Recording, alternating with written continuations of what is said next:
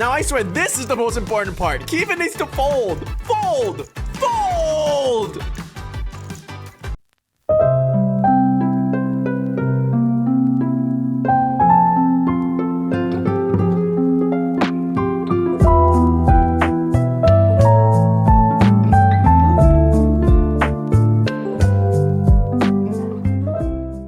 In the last video, there was a hand that I played against Greg, and I made a big fold.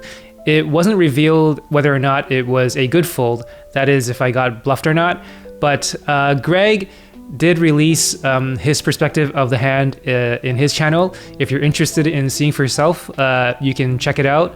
And it turns out that, yeah, I did get totally owned by Greg. So this episode will be slightly different. I do have, as usual, a poker session to share with you guys, and it's a pretty short one with a few hands, but if you guys want to jump straight to that part, you can fast forward to this time.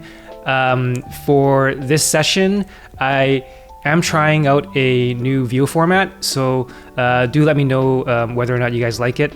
For this segment of the video, I'm actually going to do a crash course in some basic to intermediate poker terms, and also going through the names of the positions in a hold'em game. And I presume that most of you will not be interested in that. So again, you can just jump right to this time for the hand analysis. Apparently, there's a small portion of my audience that don't play poker regularly, so you guys play for fun, casually, and yeah, I'm extremely grateful to have you guys here as well. And I've gotten this feedback a few times already that some of the terms I use in my videos, you guys are not familiar with, you guys don't understand it.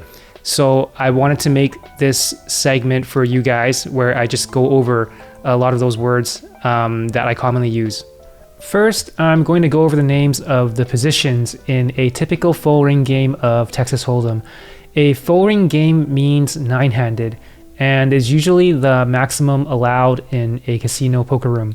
First, we have the dealer or dealer button or the button. Then we have the small blind and then big blind. After the big blind, the first to act is called under the gun or UTG for short. The next position is under the gun +1.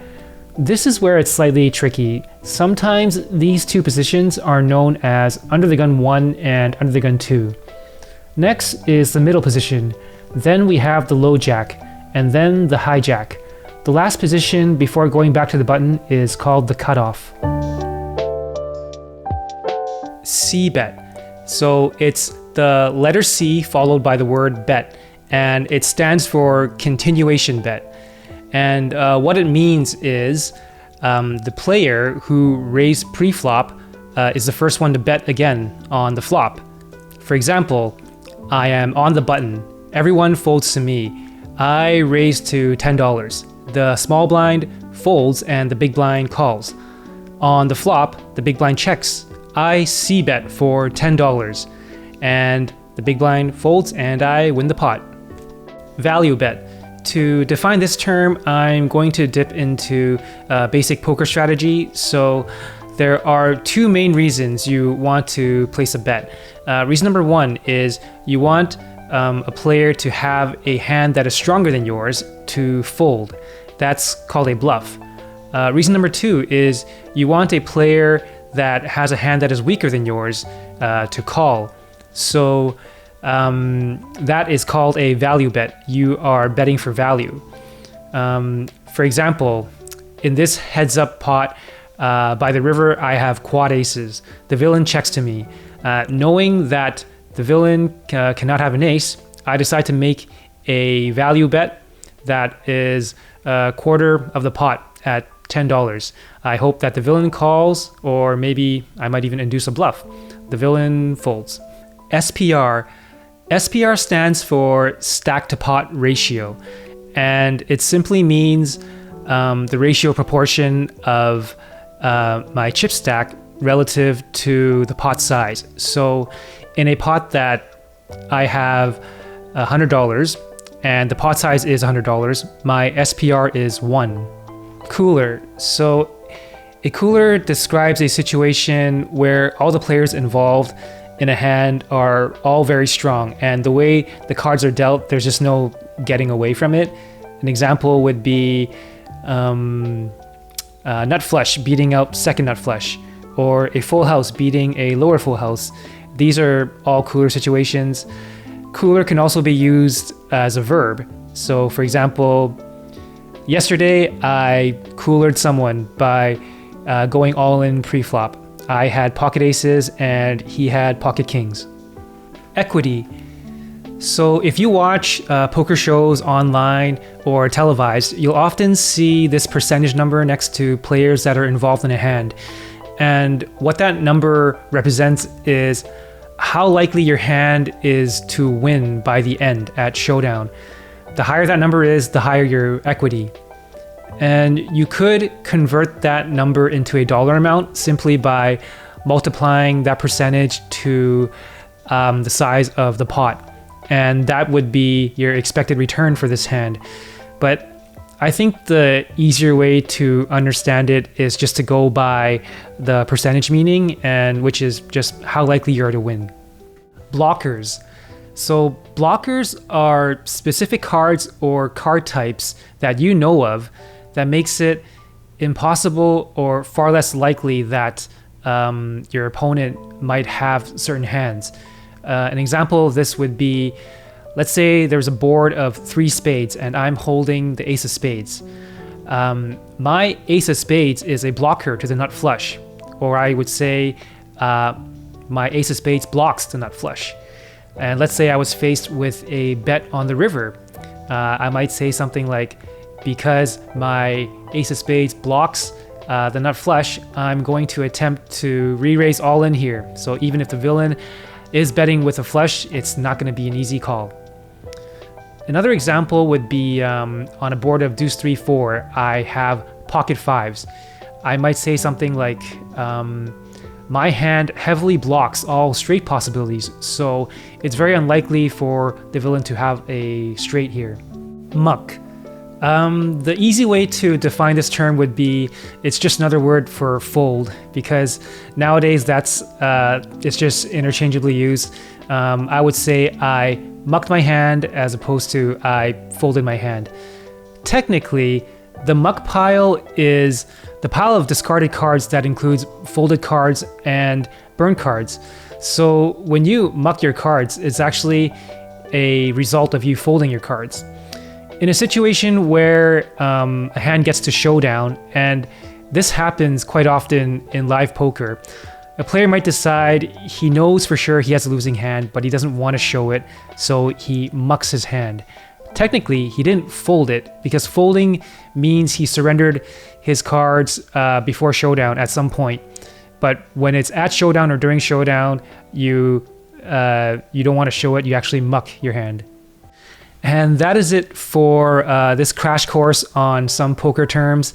Let's jump into some hand analysis from a short session I played at Starlight Casino. I am testing out a new viewing style format. Let me know what you guys think. This hand, I pick up pocket aces under the gun. I open to $15. The low jack, high jack, and button calls. It's 4-way to a flop of 3-4-7 with 2 diamonds. I check. The low jack checks, and the high jack bets $20. The button folds. I'm not going anywhere with an overpair, but this board is pretty dangerous multi-way. I just call. The low jack folds. The turn is the 9 of hearts. This doesn't change much. It doesn't complete any straight draws. It does bring in the backdoor hard flush draw, but since I have the ace of hearts, I'm not too concerned about that. I decide to continue my check call line and hope for a good run out. I check. The villain bets $20 again. I just call as planned. The river is an offsuit 5. The board is now very connected with a lot of straight and 2 pair possibilities. My 1 pair is pretty dicey, but the villain did bet quite small on the flop and turn, and I just perceive that as not super strong. I decide to go for a value/blocker bet. I bet $25. It's a tiny bet relative to the pot that will likely get called by a one pair hand. If I get raised a substantial amount, it will be an easy fold. The villain tanks for a little bit and then calls. I table my hand and he mucks.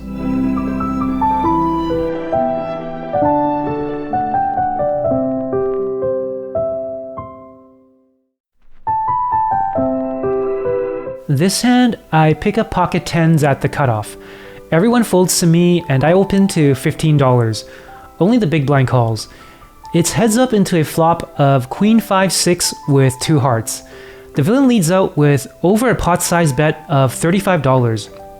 At these stakes, I think it's usually pretty reliable to just read the bet sizes as aligning with the hand strength. I think it's not likely that the villain would lead out here with anything but a queen. I just lay this one down. This hand, I pick up ace-3 of hearts at the middle position. Under the gun, who is an older gentleman that has been playing super tight, opens to $10. +1 calls, and I decide to call as well. This is typically a 3-bet or fold hand for me in this spot, but this game is quite passive, so I'm rarely ever going to get squeezed here, and the under the gun open has a pretty narrow range, which is premium hands, so I think a call here is fine. Everyone else folds except the big blind, who also calls. It's 4-way to a flop of Jack 3-3. I hit an amazing flop giving me trips. The big blind checks. Under the gun c-bets for $20. The action folds to me. At this point, I'm just reading the villain as having either ace-jack or an overpair. Based on how he's been playing, there's just no other hand he can have to open pre-flop and then c-bet the flop multi-way. I think his hand also actually leans more towards an overpair, as ace-jack is probably too weak for him to even raise pre-flop. Anyways, I'm almost certain to have the best hand here. I just raised the minimum for value. I raise it to $40. The big blind folds and under the gun calls. The turn is another jack. The villain checks. This is a horrible turn card for me. If he was holding a jack, he now beats me, and it's very tough for me to get value from a weaker hand now. I just check back. The river is a brick. The villain checks again. Now I think there's more of a chance of him having the hand I initially put him on, which is a high pocket pair. I think I can get value here with a small bet. I decide to go for a value bet of about 1/3 the pot at $40. The villain tanks for a bit and calls. I table my hand and he mucks.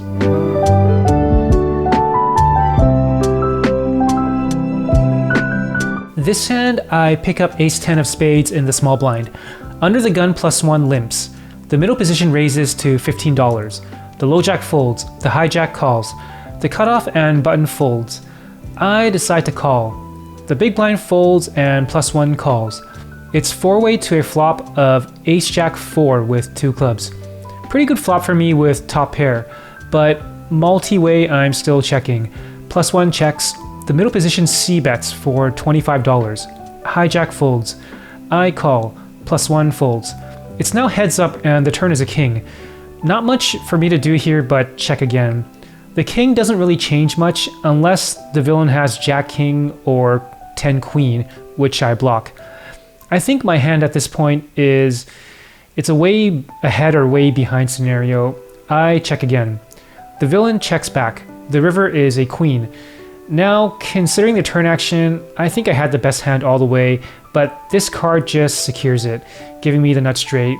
Seeing that the villain checked the turn, I don't think I can check here. I lead out with a small bet of $35. I'm just hoping he will put me on a missed flush draw and call me light. But he folds. And that wraps up my short session.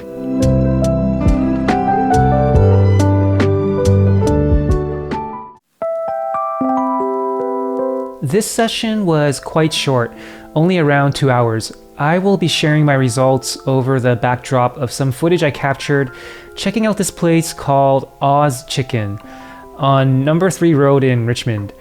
The vibe and atmosphere was nice and clean, friendly staff. My wife did not enjoy the food all that much. I, on the other hand, found it quite decent. One small gripe, if you can call it that I had was I feel like I did get misled by the menu description. It's definitely not intentional. I ordered the katsudon. On the menu, it clearly reads there's an egg on top, and you can add cheese for $2. Great. That's what I went for. When the meal arrived, it looked really good, but there's no egg. I checked with the server, and apparently to them, adding cheese for $2 actually means substituting the egg with cheese for $2. Not a big deal, but I really like my rice dishes with an egg. Had I known that the egg would be subbed out, I would not have gone for the cheese. Overall, I enjoyed the food. Anyways, back to poker results. I bought in for $600 and cashed out for $860. That is a profit of $260.